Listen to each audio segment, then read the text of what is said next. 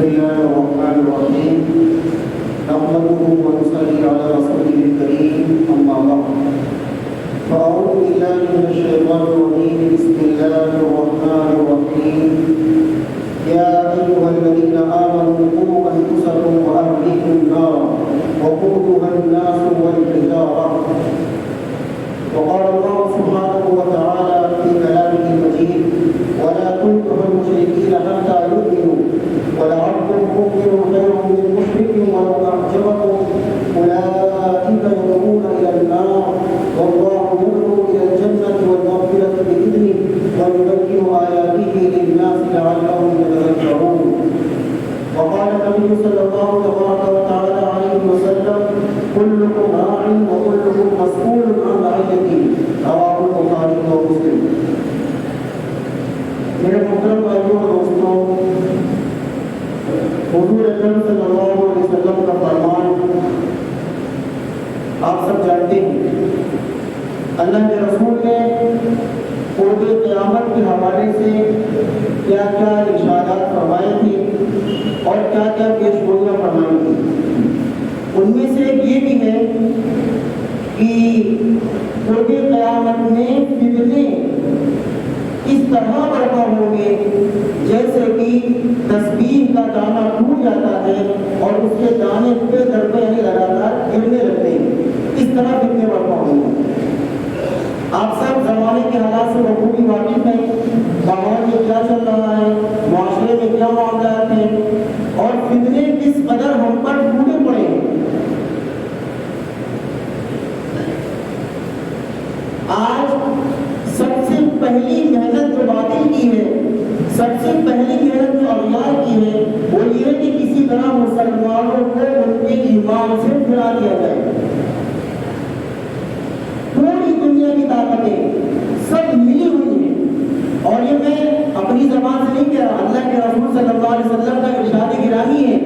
فرمایا کہ ایک وقت ایسا آنے والا ہے جب اغیار اور دنیا کی تمام باقی طاقتیں، تمام باقی قوتیں تمہارے اوپر حملہ آور ہونے کے لیے اس طرح اکٹھی ہو کر کے اوپر پھوٹ پڑے گی جیسے دسترخوان پر کھانا لگ چکا ہوتا ہے اور بھوک کی حالت میں لوگ دسترخوان پر پھوٹ پڑتے ہیں، اس طرح سب مل کر تم پر حملہ آور ہوگی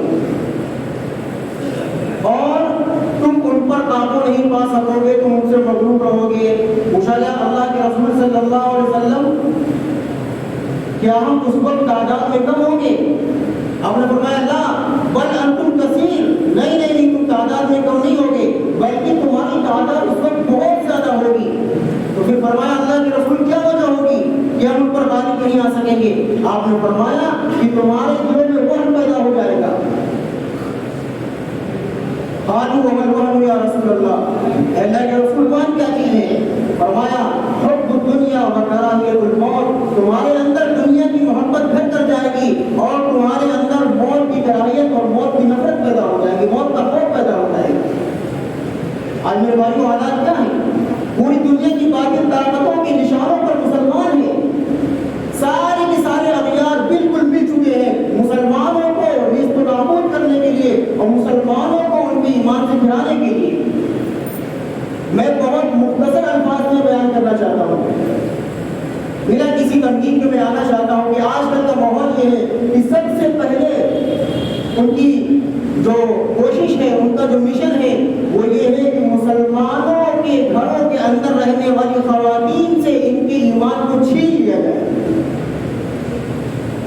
اور ہم سب ایسے بے فکر ہو کر کے بیٹھے ہوئے ہیں، ایسا لگتا ہے معاشرے میں ماحول میں سب کچھ صحیح چل رہا ہے۔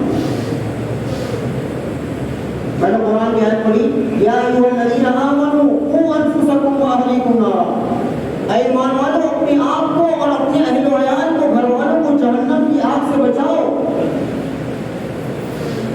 آج جب بچہ پیدا ہوتا ہے اس کا نام رکھا جاتا ہے، اس کا عقیدہ کیا جاتا ہے، کپڑے لتے، اسکول کوچنگ، کھانے پینے کا اچھا نظم، کاروبار، ساری فکریں ہم کرتے ہیں، لیکن میرے بھائی اور دوستوں ہماری اولاد آخرت میں کامیاب کیسے ہو جائے اس کی ہم کتنی فکر کرتے ہیں۔ اعلیٰ تعلیم کے نام پر ہم اسکولوں میں، کالجز میں، یونیورسٹیوں میں بھیجتے ہیں، اسلام منع نہیں کرتا، علماء منع نہیں کرتے، لیکن ہم نے ان کے دینی کے لیے کیا فکریں کی ہیں؟ قرآن کہتا ہے قوا انفسکم واہلیکم نارا، اپنے آپ کو اور اپنی اولاد کو جہنم کی آگ سے بچاؤ۔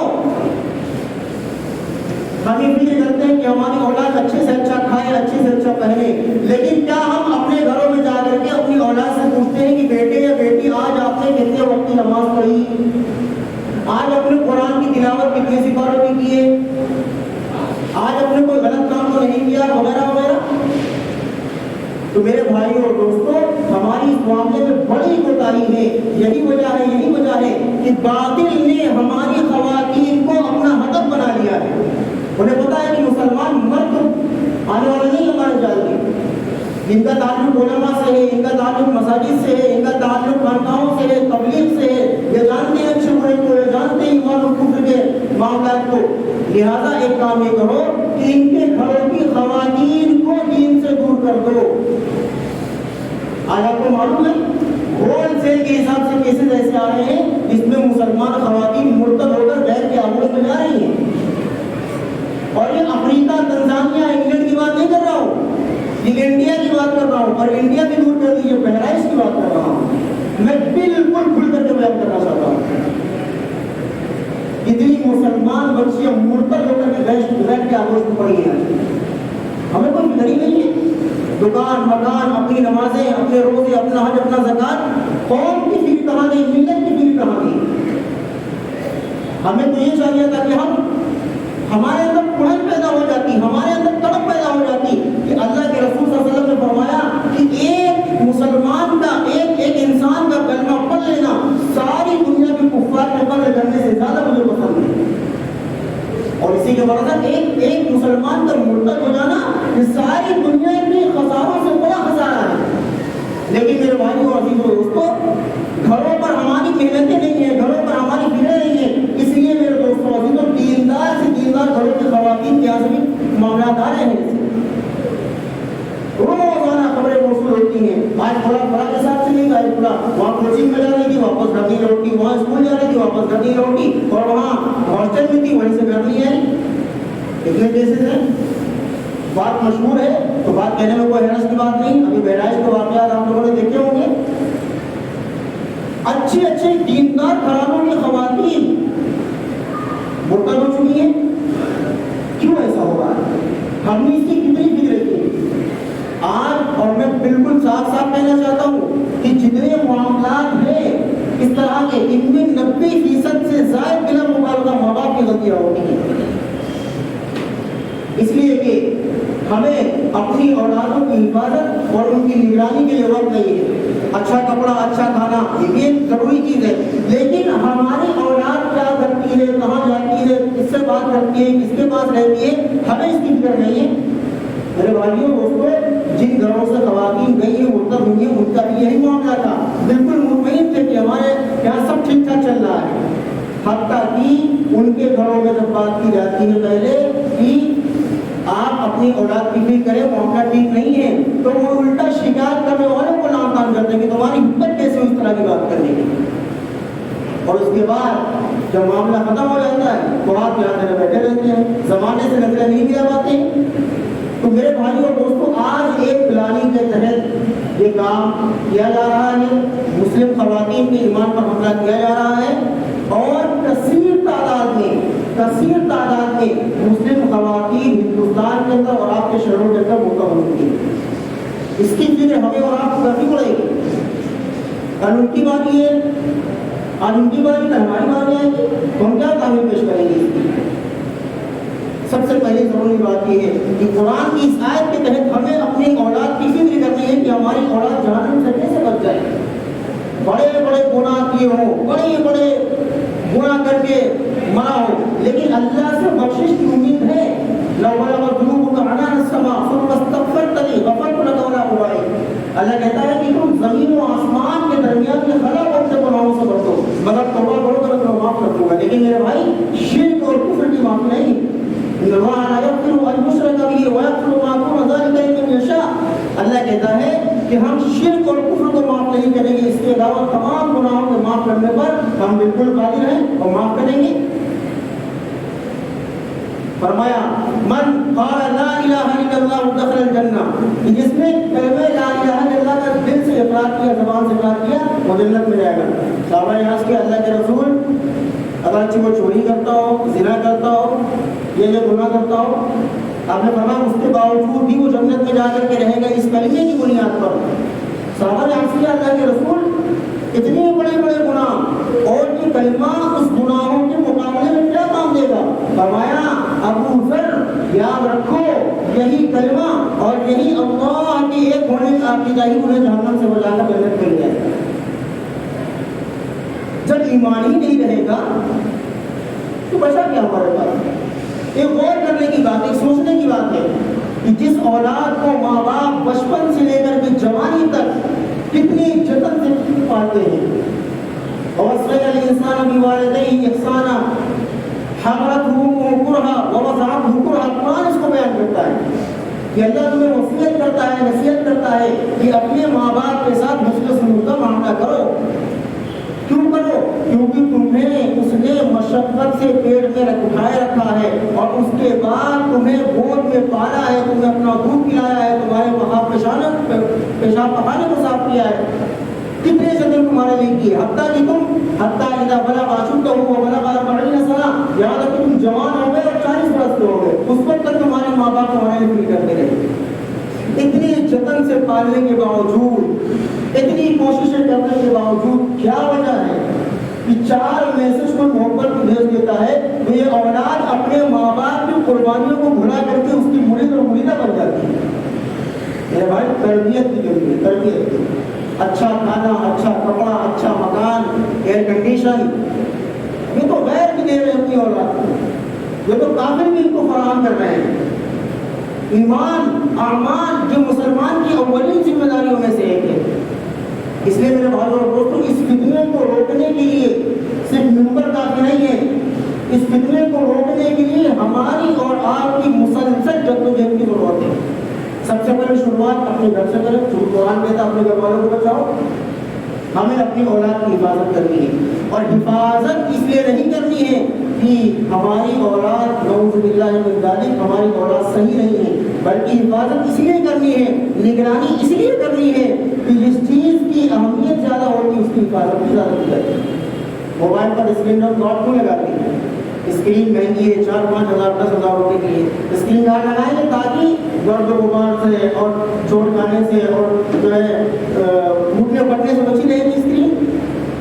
تو میرے بھائی اور دوستوں اولاد کی تربیت اور اولاد کی حفاظت اور اولاد کی نگرانی، آج کل ماحول کیا ہے؟ بازاروں میں اب چلے گئے خواتین کی کثرت آپ کو ملے گی، دوپہر تپتی دوپہری ہو، دکاندار پاگل ہو جاتے ہیں کہ خواتین بازاروں میں گھوم رہی ہیں۔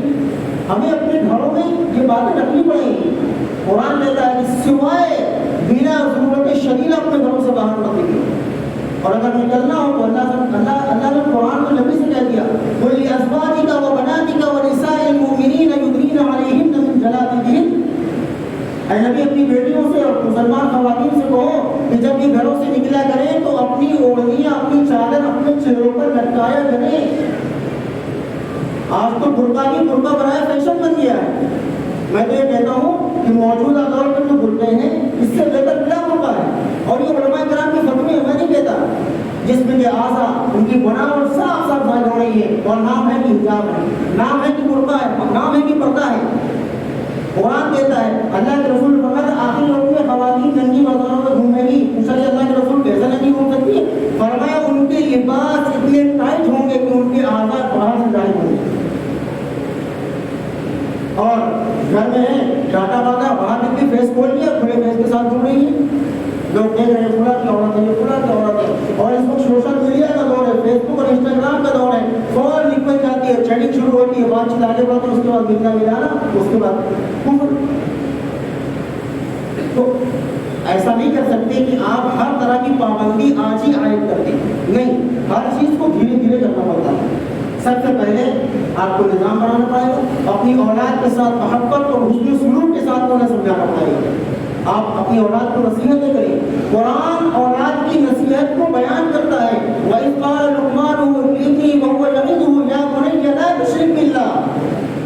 لقمان نے اپنے بیٹے کو نصیحت کی، میرے بیٹے اللہ کے ساتھ کسی کو شریک نہ کرنا، یا بنی اقم الصلاۃ، میرے بیٹے نماز قائم کرنا۔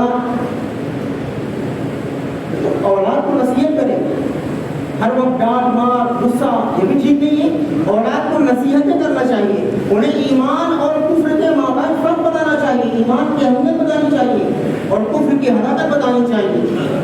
اور آپ کی اولاد کہاں جاتی ہے آپ کو اس کی نگرانی کرنی پڑے گی.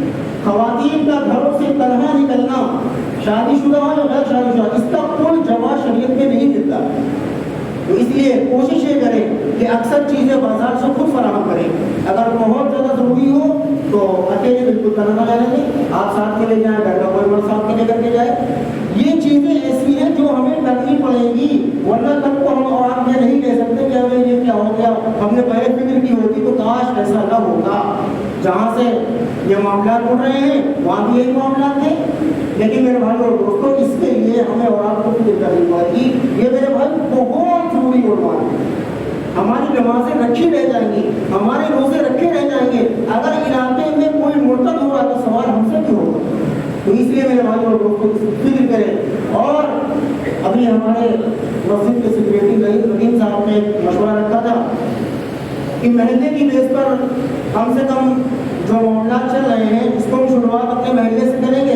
تو اس میں ہفتے میں 10 دن میں 15 دن پر خواتین کا اجتماع منعقد کیا جائے اور اس میں تعلیم ہو, اس میں بیانات ہو علماء کرام کے, تاکہ ہماری خواتین دین کے معاملے میں تھوڑا ایکٹیو ہوں. آپ سب کے سب جمعہ میں مسجد میں آئے, جمعہ ہیں, آپ دین کی بات سن رہے ہیں, کل کو جلسہ ہوگا دین کی بات سنیں گے, جماعت میں چلے جائیں گے دین کی بات سنیں گے, اور اجتماع میں چلے جائیں گے دین کی بات سنیں گے, جنت جہنم قبر حشر ایمان کو سنیں گے. لیکن خواتین ان کے پاس کا کچھ نہیں. تو اس لیے ان تک دین کی بات پہنچانا بھی ہماری ذمہ داری ہے. ان تک دین کی بات پہنچانا بھی ہماری ذمہ داری ہے. کیسے پہنچائیں؟ سب سے پہلے مرد ان کو نصیحت کریں اور اس کے بعد کچھ ایسا انتظام کریں جہاں پردے کو ملحوظ رکھتے ہوئے خواتین کا اجتماع ہو اور وہاں پر وہ دین کی بات سنیں. اور معاشرے میں کیا چل رہا ہے اس سے ہماری خواتین آگاہ, خاص طور پر جو ارتداد کا معاملہ زور شور پر ہے. اور یہ برائے اتفاق نہیں ہے بلکہ یہ پلان کے تحت کام کیا جا رہا ہے. اسکیمیں جاری کی جا رہی ہیں, مسلم خواتین کو گھر لے کر کے اور نوکری دیں گے, چاکری دیں گے, پیسے دیں گے, یہ دیں گے, وہ دیں گے. تو اس لیے آگاہ کریں, خود بھی آگاہ ہوں, خواتین کو بھی آگاہ کریں. ابھی جمعہ کے بعد محلے کے تمام مقام کر لیں تاکہ ترتیب طے ہو جائے کہ اجتماعات کیا نصب ہوگا, کیا اپنے رائے پیش کر سکتے ہیں. اور جو دیگر محلے مساکین وہ بھی اپنے اپنے مساجد کے علماء حضرات سے, متولیان سے اور دینی ذمہ داروں سے یہ بات رکھیں کہ بھائی ارتداد کا جو زمانہ چل رہا ہے اس سے لڑنے کے لیے, اس کا حل تلاش کرنے کے لیے ہماری آج کی کوشش کیا ہے. اس لیے اپنی مساجد کے اس پر مشورے کریں, اس کو روکنے کے لیے سارے اسباب اپنائیں. اللہ تعالیٰ ہم سب کو اس فتنے سے لڑنے کی اور اس کو روکنے کی توفیق نصیب فرمائے.